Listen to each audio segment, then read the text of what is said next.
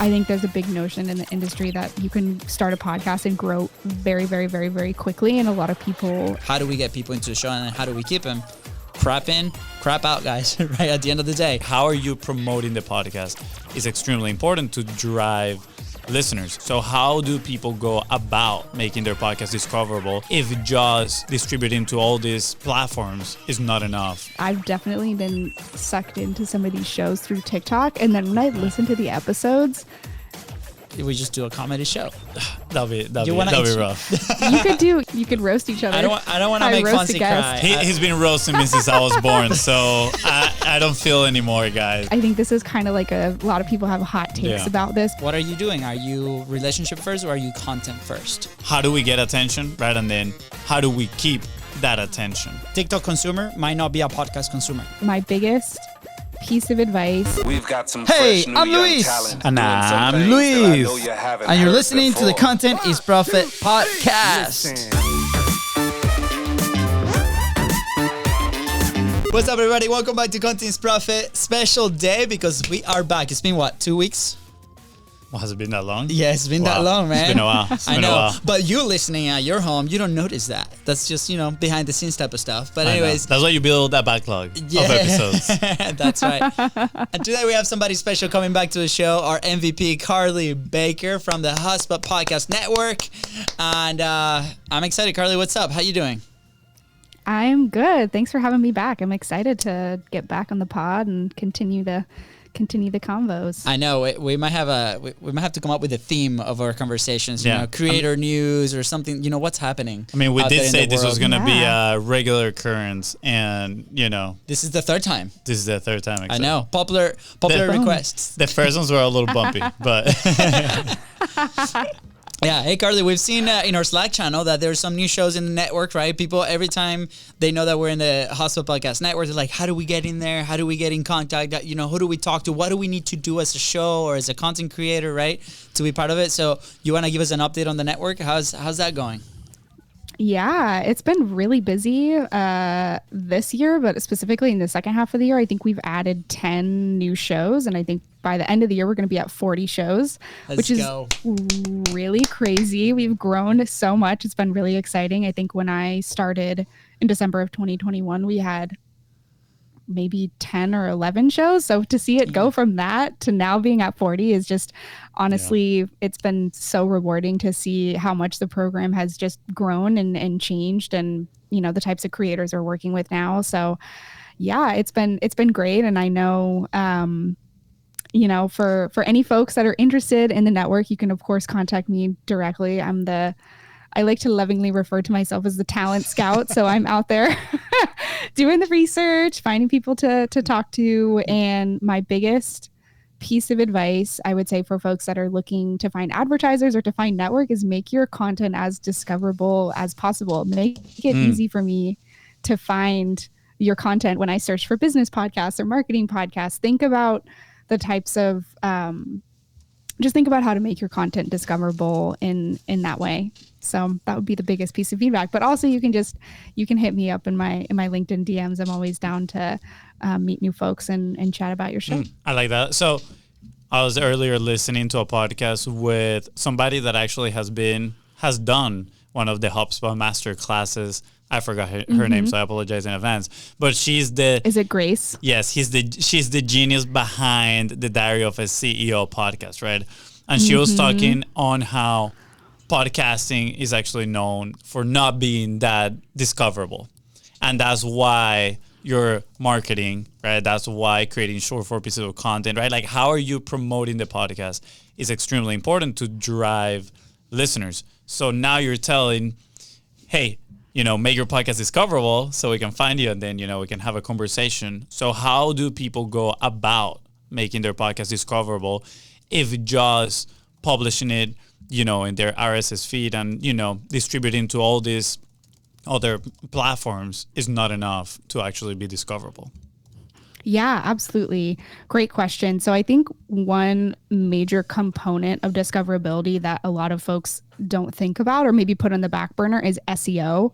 I think SEO is huge. So when we think about podcast SEO, and I actually just had someone message me and ask me, what do I do? What should I do for SEO? I'm thinking about changing the name of my podcast. So super timely, I think, especially as we are now sort of going towards January, which is always a really, really big time for business content. So when I think about SEO on the audio only side, I think about like naming conventions and titles for your episodes, super important.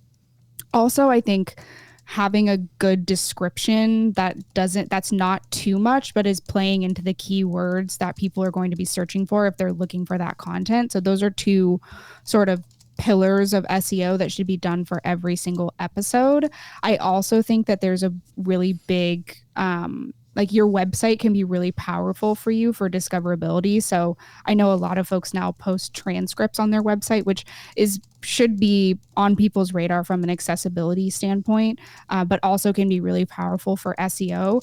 I don't think that necessarily copying and pasting your entire transcript from your entire hour episode and like putting that on a landing page is really going to do a lot of things for you, but definitely thinking about like outlining the conversation, putting those keywords in there, and then maybe, you know, you can have a hyperlink to, you know, for sort of a backlink site where you can have the whole transcript, but thinking about how you would integrate like traditional SEO practices so that you can make your website really powerful, and then building your episode titles and your description sort of on the back of that, I think is super important.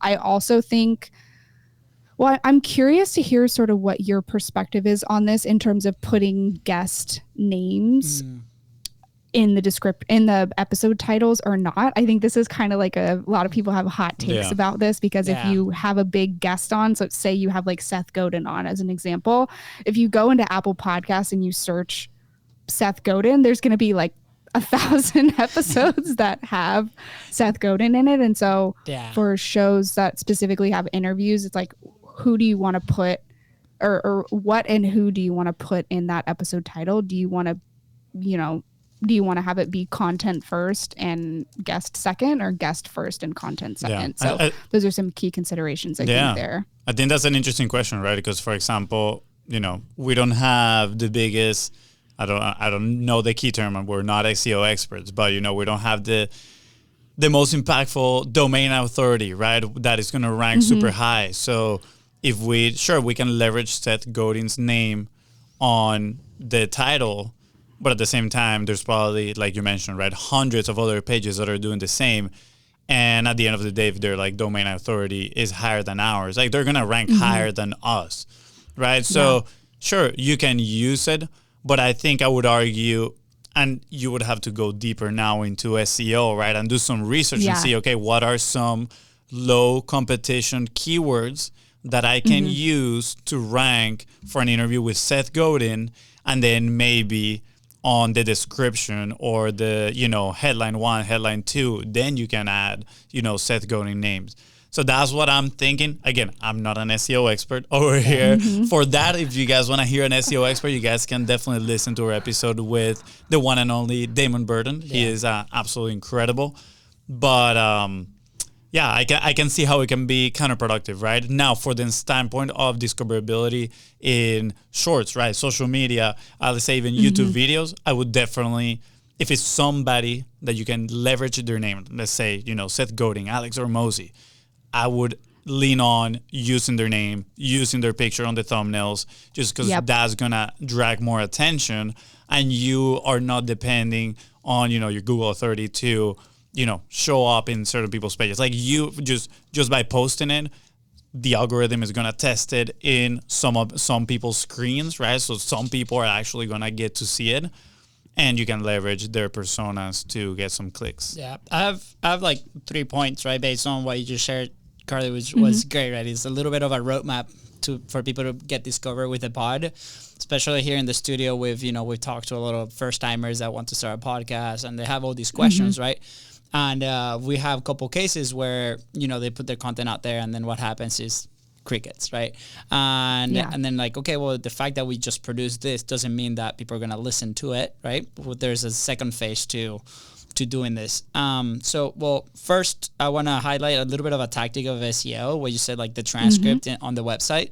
When we talked to Damon, who's like our go-to expert on SEO, you know, a little tactic that you can do on your website is like kind of like put a hidden box at the bottom and put the transcript in there. Just put a warning like, hey, in this box you'll find the transcript of the episode, but it's formatted in a way where it doesn't take the full thing. So you'll have like your video, you'll have so you'll have your video, you'll have your podcast description or summary, whatever you want to put in there as a blog post, right? And then you have your scrollable little box where it still has the effect, you know, that you want for the crawlers, but at the same time it doesn't affect the eye when people are reading that. So we don't have to create like a second database on transcripts. So a little tip of for the ones that are interested in doing that. Now, as far as like guest versus content first, you know, a lot of the questions that we ask them, for example, our show started relationship first. So the name was always going to be on that title because we wanted to develop those relationships. It didn't matter to us, like the first 200 episodes, what were the downloads, right? We were investing in the people that we were connecting through the podcast. The podcast was a tool for us to do that and bring us business opportunities. So I will consider, right? Like, what are you doing? Are you relationship first or are you content first? And then based off of that, there's like different levels of influence that your guest might have, right? So these are elements that you might want to account, you know, to then execute of what FONZI said with like SEO strategy, right? Because if you are not an expert in SEO or this is something, you know, brand new, it's going to take a lot of time or capacity, right? For you, if you're doing it yourself, or if you have a team, great, lean on them, but it's going to take time and capacity.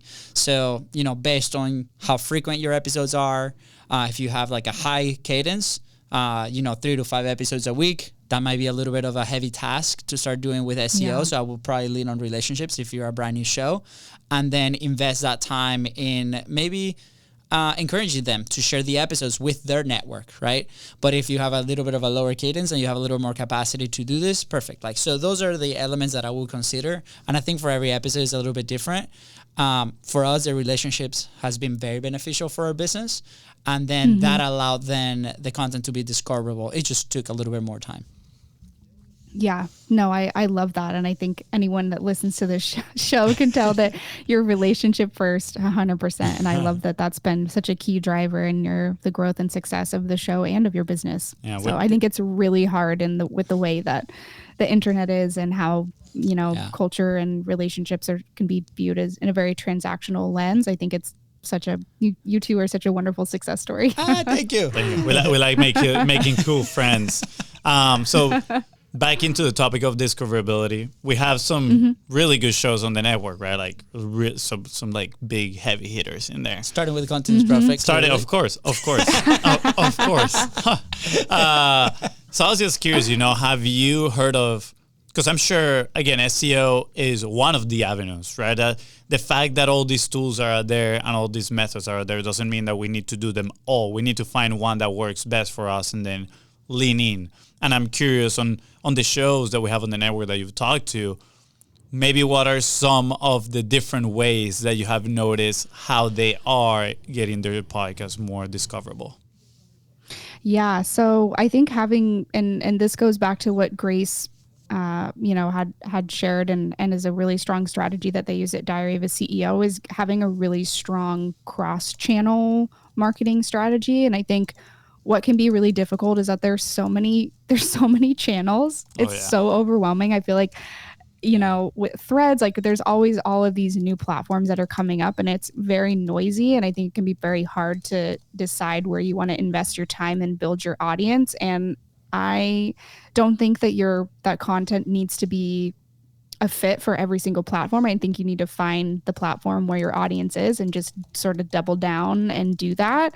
One thing I think is really interesting and actually has led to a lot of relationships that I've built and shows that I've met is business podcasts leveraging LinkedIn. I think LinkedIn can kind of be seen as a content farm. Like there's such an overwhelming amount of content that's being posted on LinkedIn every single day. Some of it valuable, some of it not as valuable, of course, but that's been a really big way that I've found new shows and just sort of, you know, at the end of the day, LinkedIn is really a relationships platform. And so what I've loved to see over time, since I've joined the network, is there's been a lot more investment and strategy on LinkedIn. And I think that has happened a couple of different ways.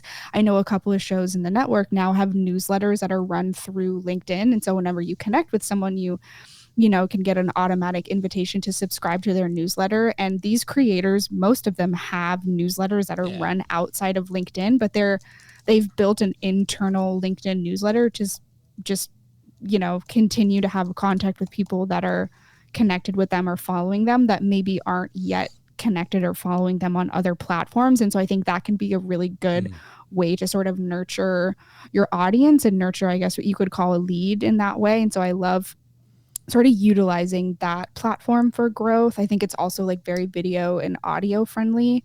I would say more video friendly than other platforms. So that's one thing that I love to see. I don't feel like LinkedIn is necessarily a good play. Like if you have a true crime podcast, I don't think your audience is necessarily there, but business content, business builders, like think about folks that are on LinkedIn, that can be really good.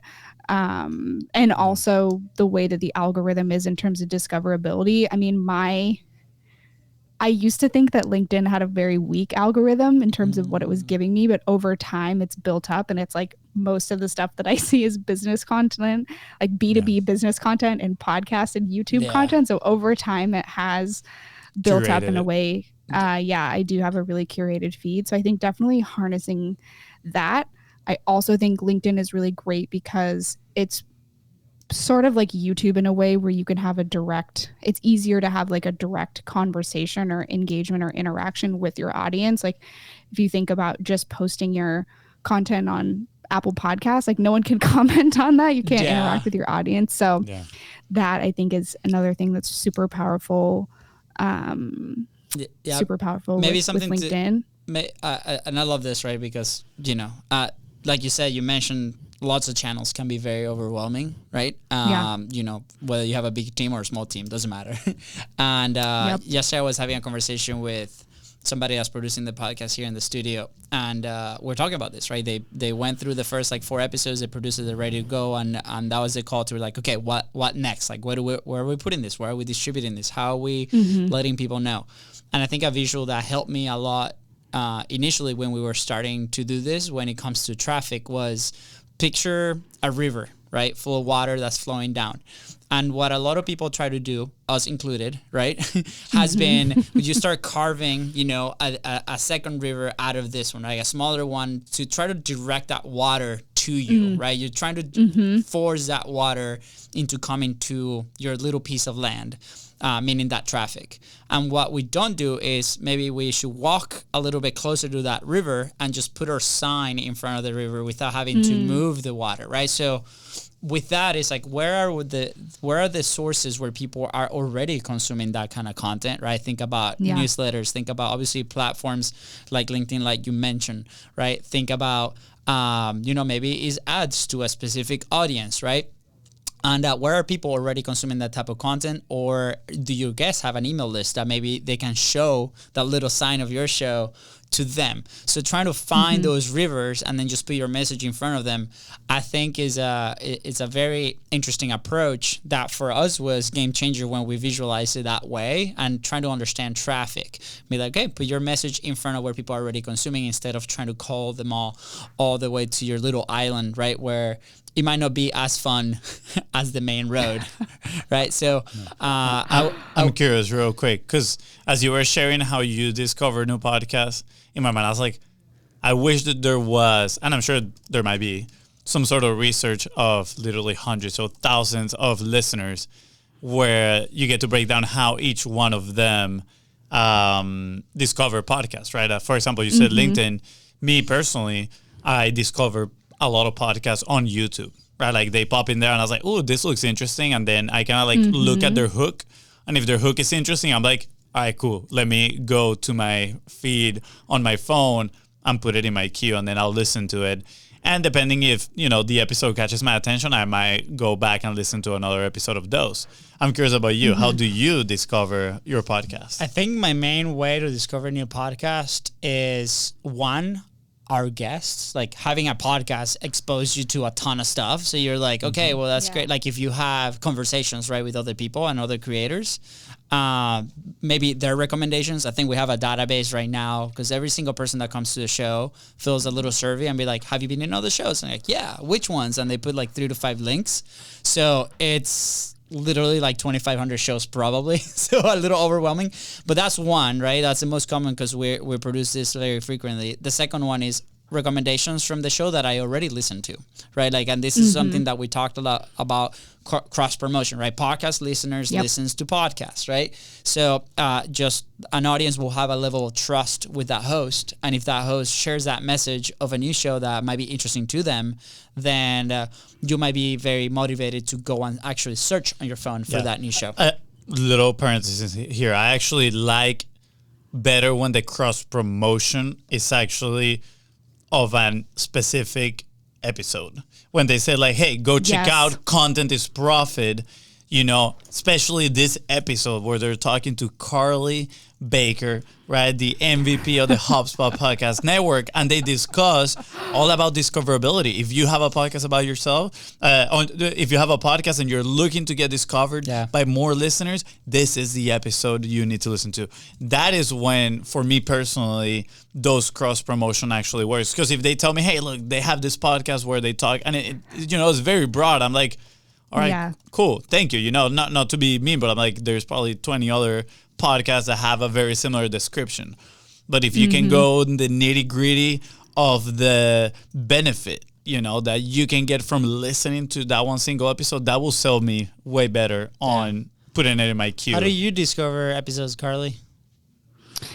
Yeah, so I also love a good cross promotion. I think what I don't love are like really bad cross promotion ads, because I think it just brings the authenticity of cross promotion down in general. You know, I think about just like large networks or companies that just insert cross promotion ads that have nothing to do with the content. Like there's literally zero alignment. I think that really drives me nuts, but I do definitely have found a lot of shows that I listen to personally through cross promotion. So I think that's a really, really strong avenue of discoverability. I also just have figured out sort of a science of how to search in platforms for shows. So I use mostly Spotify and Apple. I tend to mostly use Apple because Spotify is a little more complicated in terms of search now that it's integrated on the music side of the platform. So I use that. And then my sort of sneaky recruitment tool that I use, that I would actually recommend that everyone who's listening to this that has a show goes and sets up a profile on and make sure that their show is listed there, is Raphonic. So Raphonic is really great because you can put in your contact info. And so when folks like myself, advertisers, networks are looking for shows, it just makes it that much easier for us to be able to get in contact with you. So Raphonic is a super powerful tool for discoverability, but I would say is maybe more on the industry side. I also do use YouTube, and I think going back to the SEO part of the conversation, YouTube is amazing for SEO. And what I love about YouTube is that you can do so much A/B testing. You can test thumbnails. You can there's so many ways that you can optimize that content if it's not performing, and it gives you so much data and feedback about those optimizations that you can't really see when you're just changing your episode titles on audio only platforms. And so I think that can be super powerful as well in terms of search and discoverability. So this is interesting, and I'm curious to hear what your thoughts are about this. This is not necessarily on the business side of podcasts, but for the last 6 months, my For You page on TikTok has just been all of the most viral clips from all of these different podcasts. And TikTok actually just announced that they have an integration with Spotify now, where if you hear a song on TikTok, you can basically click on the song and add it to your Spotify profile. I'm hoping that this becomes in the future an integration that they're going to allow for podcasts as well, since we see so many shorts and so many viral clips on TikTok of these episodes. Here's where one of the go ahead. Sorry. Go ahead. Finish. And I have a thought on this. Yeah. One of the things that I think is really funny is that I've definitely been sucked into some of these shows through TikTok. And then when I listen to the episodes, it's not great content. They're only picking out like the single 30 to 60 seconds that are so funny and are so well suited for social. And then the rest of the episode just totally tanks. And so I'm curious for you to hear sort of what your perspectives are on TikTok as sort of like a new podcast discoverability tool. And if you think like long tail that'll be continue to be a place that folks will invest in. Yeah, that's interesting. I personally don't like TikTok right now. Like at first I used to go on it and I like would like, you know, consume a little bit, kind of like curating my feed. I think I haven't gone in a while, then my feed must be all uncurated, you know, and it must be this like random clips in there. But you know what, your comment actually makes me think on two key elements which apply for any social media that you do, which is how do we get attention, right? And then how do we keep that attention, right? And, you know, pretty much that click-through rate, right? And then the retention, if we're going back to, let's say, YouTube. On social media like TikTok, right, where is that scrolling, the click-through rate, right, pretty much is, can you hook people with your clip, right? Can you get them to move from the clip to the podcast episode? But once you get them on the podcast episode is, can I hook them? Can I actually engage them into listening the whole hour and want more?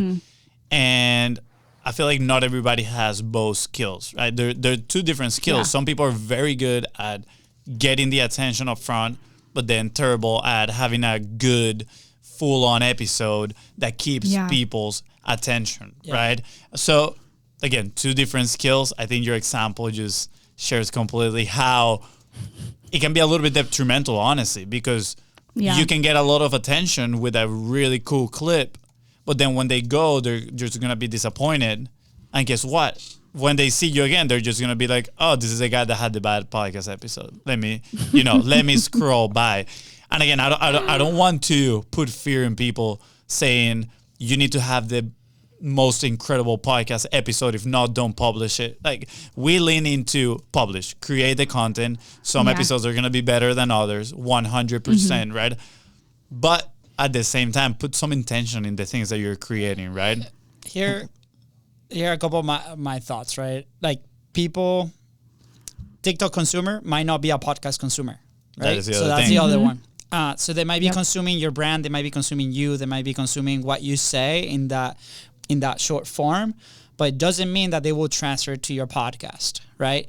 So I'll be interested to know, like, what is the conversion from TikTok to podcast, and then the retention on that, right? For us, for example, Instagram is the highest one. Is about 9% of people that see our clips and then click through and stay in our show. YouTube, people stay on YouTube, right? So they might not transfer to the audio, for example. So I will encourage people to start looking at that back-end data, tracking those links, and start learning from that, right? Because like, perfect, like, we have a point of view where it's like our show is not only the audio, it's also the clips. So we call them like the content ecosystem. The content is profit ecosystem, right? So for us, people watching the clips is as much as a win as people listening to the full episode. The full episode is obviously builds more trust and rapport and like everything else that comes with that. But I want to make that clear because a lot of the conversations that I've had, my impression is people think about a content consumer, regardless of the platform, as the same consumer, and they're not. They're different, right? Think about like how you consume TikToks versus how do you consume podcasts, right? So that's one. I literally go on the feed scrolling apps to burn some brain cells. Exactly. But I like, all right, I don't want to focus on anything. And just turn the brain off. Yeah, literally. And then, you know, what type of content, like FONZI said, you know, we were talking to this amazing, you know, client the other day, and she's like, I cannot believe, like, she was showing me these clips that she's run into in TikTok, and they're like similar things that pop culture or like dating things, right? And it can be entertaining, but as content, like, is that useful for me in this moment? Like for a business podcast, for example, maybe not. And she was like, I cannot believe this is what people are consuming, right? Because we're doing a study of like, okay, how can we continue to put content, higher quality content out there in every single platform? And it's like, I cannot believe that people actually like this. Does that mean that I need to change my message to fit the platform? 100% no, right? Like you have your message, right? And then you do that. So for example, in our show, our clips on TikTok, I was looking at yesterday, on average get 250, 300 views. We have a very high count of clips as well. But there's like one with Steph that went to 3,000, right? Steph Taylor, shout out to her podcast. It's like, wow, that's an indicator, right? What happened on this clip that people actually stayed watching? Well, that's great. So we use those clips as indicators to maybe topics, maybe hooks, maybe things that worked. And it can be a very useful tool if we separate ourselves a little bit from trying to find that virality. But to Fonzi's point of like, how do we get people into the show and then how do we keep them? Crap in, crap out, guys, right? At the end of the day. And we've been called out in some episodes like, hey, this episode was not as good. And maybe that's an opportunity that we missed, but there's other episodes like, wow, this was actually a really good episode. Well, that's an opportunity that we took home. I just thought of a hook I want to test with the clips. Have the clips pulled down and then literally have a recorded hook separately where you say, if you enjoy podcast, and then you go and follow on with the hook, this clip is for you, and then they get to see the clip of the podcast. But you kind of filter in people that already like to listen to podcasts, right?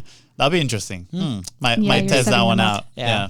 Carly, any other thoughts, any last thoughts before we head out today? I think this has been a fun conversation about how to get your show discovered. Well, didn't you have some creator news? Can you like rapid fire them? Rapid fire the creator news. Yes, I can rapid fire. So the TikTok Spotify integration, definitely big news. Hoping that will make big waves and move over to the podcast side. The other thing that I did want to shout out is that my friend, and I think Luis and Fonzi's friend, Jeremy Enns, who runs the Podcast Marketing Academy, he just released a podcast marketing trends report. And I want to just share some quick statistics that he, I think, interviewed had over 500 participants who filled out the survey from creators, advertisers, sort of everyone in between. And for anyone out there who might be struggling with their podcast and marketing and all these things, respondents in this survey rated their marketing proficiency as 5.1 out of 10. So if you are out there having difficulties with your podcast marketing, most other people are, so don't worry too much. And also the median month-over-month growth rate for shows for monthly downloads is 1.62%. I think this just shows how difficult it is and sort of just the challenges of growth that so many people are facing across the industry. So people ask me all the time or say, my show is not growing. It's not growing as fast as I thought it would. Like, what am I doing wrong? And I think right now what we're seeing across the board is that everyone is growing very slowly. And, I think that there's a lot of comparison in numbers, and podcasts a lot of time feel like a numbers game. And I think it's always a good reminder to see reports like this and to be comfortable where you are and to keep going and keep trying things and keep iterating. And like, I always tell people, I'm like, you're doing great. Like, keep going. It's not meant to be. I think there's a big notion in the industry that you can start a podcast and grow very, very, very, very quickly. And a lot of people, if we see the amount of drop off and people that start shows and do it for 2 months and then stop, I think it's really a long game for growth. So keep going. Everyone's going at the same rate as you are, and don't be discouraged if those numbers aren't what you thought they'd be. Yeah, absolutely. It is a challenging road, actually. Right? There's a lot of work to be put in, and that's why it is a long-term project. And people that come in with the mindset of, hey, I want, the Joe Rogan numbers. All right, cool. Do you got 8 years? Do you got 9 years to pull some of just a fraction of those numbers at the end of the day? Because, again, he also came into the industry with some sort of status build up as well, right? It wasn't like he was a total noob coming in. How do people get that report? I want to get my hands on it. Yeah, absolutely. We can put the link in the show notes. I can send it over to you, but also highly recommend. Jeremy is such a wonderful person. He has a newsletter that I highly recommend subscribing to. He's very down to earth, like no BS podcast marketing advice. So definitely definitely follow Jeremy and check out the report. There's tons more information and like really in-depth analysis and actionable takeaways about how to stay up with the trends as we go into the new year. So definitely recommend. Yeah, absolutely. I'm actually gonna hit him up after this and see if he wants to come and discuss the report live. Yeah. Dude, that would be amazing. Yeah. And Actually, I don't think you mentioned this one, but Spotify Podcast Trends 2023 also came out as well. If you guys want to get your hands on that, there's something about messing there. I gotta go dive deep into that one. Yeah, the Spotify Trends report just came out, and then they also just released a Gen Z listening trends report too, which I think is really interesting when we think about sort of the next generation of podcast listeners, or Gen Z folks have grown up or are more assimilated with the idea, I think, of podcasts, just because it's been going on for a long time now, and it's not like a new platform as it is maybe for other generations. Yeah. So definitely different sort of listening habits there too. My biggest takeaway from that is that a lot of them use Spotify. So make sure that your podcast content on Spotify is good. Yeah. I see here that also a lot of people like listening. Top 5 categories by total listening hours, comedy. So guys, we're gonna learn how to take jokes. We're gonna have to start. We're gonna have a routine, a comedy routine in every episode. Wait. Then we get to tag our podcast as a comedy show. Comedy business, tapping into a whole new demographic. I actually had an idea yesterday, like last night, as I was like mindlessly scrolling in my burning brain cells reels allocated time, and is everybody we do we sit down in front of each other, and you bring 10 jokes and I bring 10 jokes and use. Oh, I've seen those. Yeah, exactly. So we just do a comedy show. That'll be rough. You could do a holiday special, holiday comedy special. Oh, and then if he performs, then that's the indicator that we have to do or hear me out. Roast. You could do a roast. You could roast each other. I don't want to make FONZI cry. He's been roasting me since I was born, so I don't feel anymore, guys. Carly, I don't have feelings. We have thick skin. Thick skin, indeed. Yeah. So actually, this is what I think we could potentially do. We've actually talked about having these kind of segments on the show. We got the idea from the guys of Dude Perfect that they have, their wheel of whatever, and they have like down here, they have like a lower third with the different sections that they're hitting. I think that would be epic, right? One of these sections should be about jokes, right? Like, and we can prep our guests, be like, hey, there might or might not be a joke section in there, so hit it up. Or we can have the Wheel of Fortune. Imagine we pull the Wheel of Fortune right here. Boom, tell a joke. If you cannot tell a joke in 10 seconds, you gotta shave your head. Something like that. Like, how crazy would that be? It'll be fun. Well, Carly's laugh calls for approval, so it might be the time that Content Profit might be evolving into something beautiful in 2024. It's always been beautiful. It's always been a game show. Let's do it. Yeah, let's go. Carly, as always, thank you so much for coming back and chatting trends with us and discoverability. Good. My English is very good looking, guys. Let's go. And I hope you have incredible holidays, and I'm sure we'll have you back probably at the beginning of 2024 to talk more trends and different data. FONZI? Yeah, let's do it. Yeah, or Trendcyclopedia. That's how we're gonna, Carly the Trendcyclopedia Baker. Yeah, I'm gonna go put that on my LinkedIn header now. There you go. That's how you're gonna sign off on your emails from now on. But yeah, we'll definitely bring you back next year to see, maybe how can people kick off their 2024s with some trends, upcoming trends. And set themselves up for a successful 2024. That's good. Carly, anything else you want to add before you head out?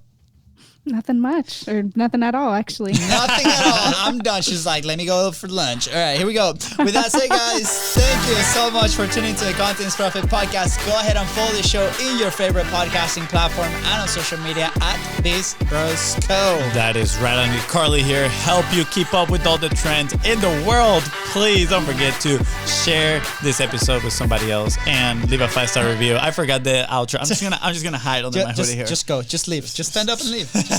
Just go stand up and leave. All right, see you guys. Go. We're starting the roasting now. All right, go. Just go. Go.